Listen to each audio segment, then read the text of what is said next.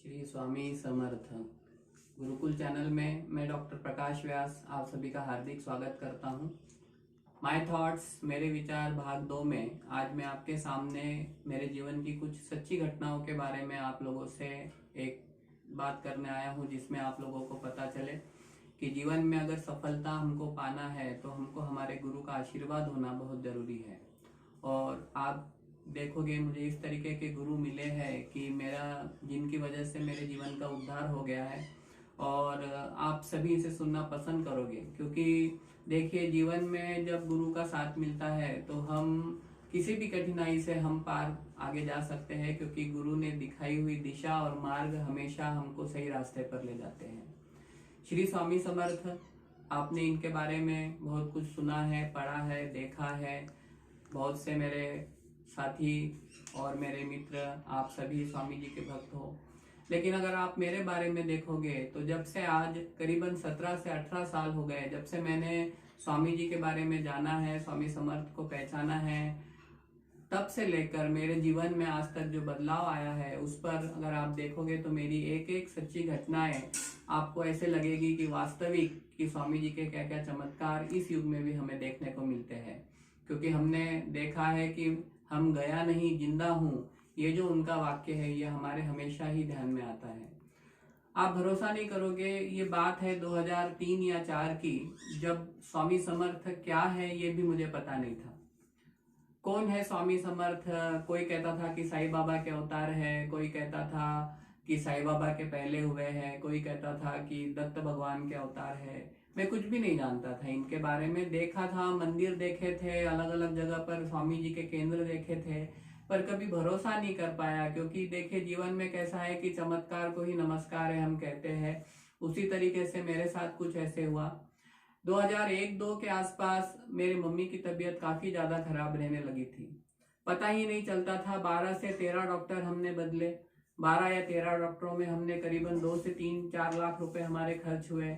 अनेक प्रकार के टेस्ट हुए, लेकिन कोई बीमारी, कोई भी ऐसी बात सामने नहीं आई जिससे कारण पता चल सके कि उनको तकलीफ क्या है।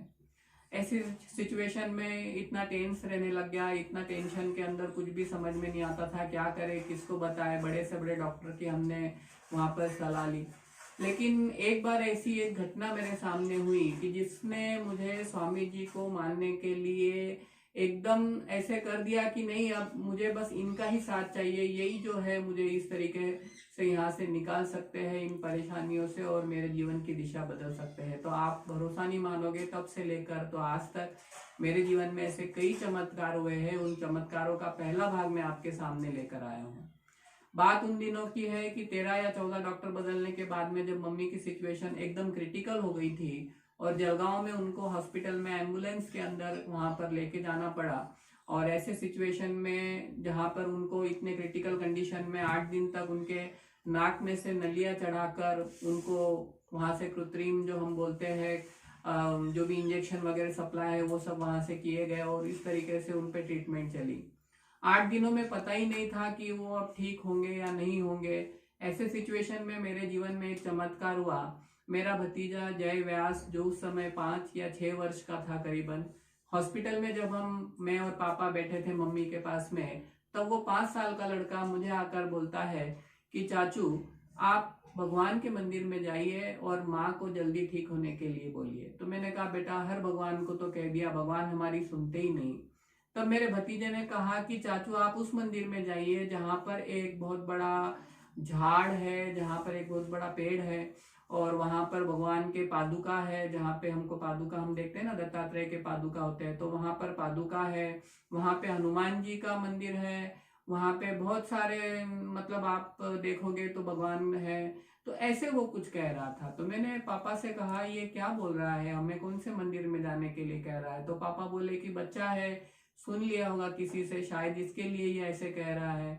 हम समझ नहीं पाए उसकी बात को कि हमें वो किस ओर इशारा कर रहा है। ये स्वामी जी का पहला चमत्कार था जो मेरे लाइफ में हुआ। और आप देखोगे कि इसमें 7 या 8 दिन मम्मी को सलाइन लगा, ग्लूकोज वगैरह पर चलते रहे, उनको कुछ भी खाना नहीं दिया गया। और कुछ भी न देने के बाद में जब 8वें दिन डॉक्टर ने हमसे कहा कि आज आप इनको थोड़ा सा कुछ जूस वगैरह आप दीजिए, तो जलगांव के एक मार्केट में मैं और मेरे पापा जूस लेने के लिए मार्केट में गए। बहुत ज्यादा भीड़ थी शॉप के ऊपर। तो जैसे ही हमने जूस वाले को बोला कि भैया अच्छे से क्लीन करके जूस देना और पेशेंट के लिए हमको चाहिए, तो उन्होंने कहा कि आप एक 10 मिनट रुकिए, मैं आपके लिए अच्छे से साफ सफाई से अच्छे से जूस निकाल के देता हूँ, आप 10 मिनट रुकिए। अब इतनी ज्यादा भीड़ थी तो हमने सोचा कि अब क्या करें, यहाँ पे इतने भीड़ में इसको टाइम लगेगा। तो उसी मार्केट के अंदर जलगांव में हम लोग, एक मंदिर था सामने हनुमान जी का, तो पापा ने कहा चल हम मंदिर में जा आते तब तक, और तब तक ये निकाल के रखेगा। आप बिलीव नहीं करोगे, उस मंदिर में जैसे ही हमने इंटर किया तो हनुमान जी का मंदिर था। हनुमान जी के मंदिर के पास ही एक बहुत बड़ा झाड़ था। वहां पर झाड़ के पास में ही भगवान श्री दत्तात्रेय की मूर्ति थी।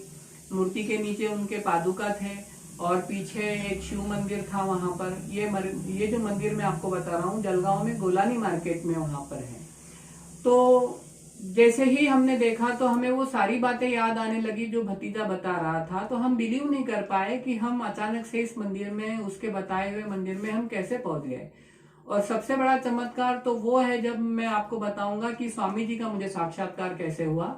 उसी मंदिर में जहाँ झाड़ था, वहां पे पेड़ के पीछे एक जाली बनी हुई थी, खिड़की थी। उस खिड़की के ऊपर श्री स्वामी समर्थ का फोटो वहां पर लगा हुआ था। तो मैंने और पापा ने श्री स्वामी समर्थ का फोटो देखा, उसे मैंने श्रद्धा से हाथ जोड़े। ये पहला समय था जब मैंने स्वामी समर्थ के सामने हाथ जोड़े और मैंने कहा कि दुनिया बहुत आपको मानती है, पर मेरे लिए कभी ऐसा अनुभव नहीं आया। आप यदि मेरी मम्मी को अच्छा कर दो तो मैं हमेशा आपको मानूंगा। तो आप बिलीव नहीं करोगे कि मैंने जैसे ही उनको नमस्कार करके मैंने वहां पे एक मेरी मन्नत रखी उनके सामने, और मेरे पापा ने भी उन्हें प्रणाम किया, और हम बोलकर चले गए कि जब मम्मी ठीक हो जाएगी तब हम आएंगे इस मंदिर में और हम दर्शन करेंगे। तो ये पहली घटना देखिए। यहाँ से फिर हम जूस लेके, फिर बाद में जूस वाले के पास गए, जूस लेकर हम हॉस्पिटल पहुंचे। मम्मी को जूस वगैरह दिया। मम्मी को अच्छे से थोड़ा सा जूस वगैरह के देने के बाद में हमने थोड़े थोड़े करके उनको फिर खाना वगैरह शुरू कर दिया, और थोड़े ही 2-4 दिनों में ही मम्मी को अच्छा लगने लग गया। तो पता चला कि कारण कुछ ही नहीं था, एसिडिटी बढ़ जाती थी। एसिडिटी के कारण उनको ज्यादा तकलीफें होती थी, और हमने पता नहीं कितने टेस्ट करवा लिए थे और क्या क्या करवा लिए थे।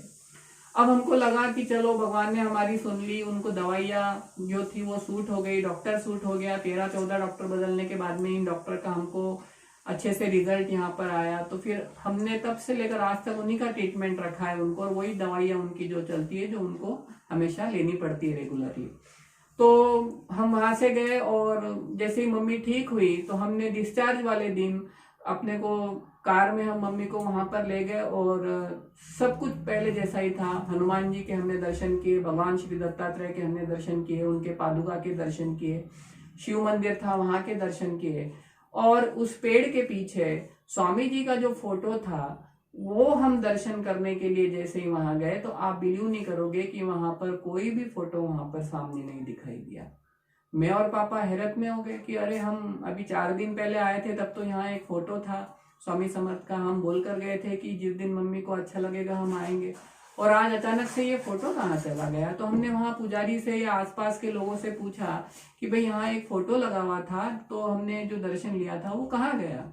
तो उसमें से किसी ने भी हमारे सवाल का जवाब नहीं दिया, क्योंकि सभी का कहना यही था कि वहां पर कोई फोटो था ही नहीं। देखिए कितना बड़ा चमत्कार, स्वामी जी का फोटो था नहीं, तो एक मुझसे अगर गलती हो सकती है कि मैंने देख लिया, या मेरे दिमाग में भगवान का कुछ चल रहा था तो मैंने सोच लिया, लेकिन मैंने और पापा ने जब साथ में देखा था, हमने मन्नत मानी थी, तो फिर वो स्वामी जी का फोटो वहां पर क्यों नहीं था। तो यही था उनका सबसे बड़ा चमत्कार, जो उनके साक्षात्कार के माध्यम से हमें वो देकर गए। और आप बिलीव नहीं करोगे, उसके बाद मैंने हर गुरुवार उनके मंदिर में जाने का शुरू कर दिया। बस मैं इतना ही नियम में करता था, और उसके बाद भगवान की कृपा से, स्वामी जी की कृपा से मेरी मम्मी एकदम अच्छी हो गई। तो देखिए ये तो एक बहुत शुरुआती दौर का किस्सा है मेरे लाइफ का, लेकिन इसके बाद में भी मैं अगले पार्ट में आपको ऐसी अलग अलग कहानियां बताऊंगा कि जो मेरे लाइफ में इन्हीं सच्ची घटनाओं पर आधारित है। आगे भी मैंने जीवन में जितनी भी सफलताएं आज तक प्राप्त की है, उसमें भी स्वामी जी का ही सबसे बड़ा योगदान, या स्वामी जी का ही आशीर्वाद रहा है। उनके बिना मेरा जीवन सक्सेस नहीं ले सकता था। तो मैं आने वाले पार्ट में आपको उन सब चीजों के बारे में बताऊंगा।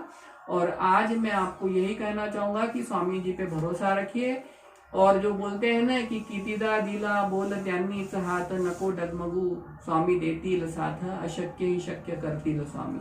तो श्री स्वामी समर्थ।